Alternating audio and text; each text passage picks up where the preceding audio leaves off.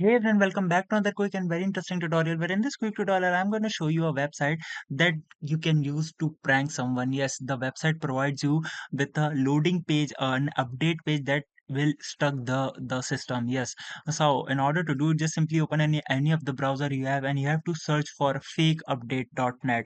Once you do that, just simply hit enter, and here you're gonna see the various templates for different platforms. For example, if I have Windows 8, 9, or 10 or 11, sorry, the 9 is not there. If I have Windows 8, 10, or 11, I just simply hit this one, and the this page will start, and your mouse cursor will disappear.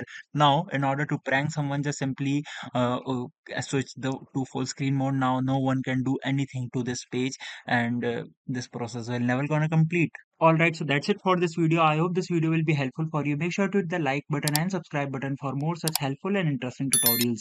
See you in the next one. Take care.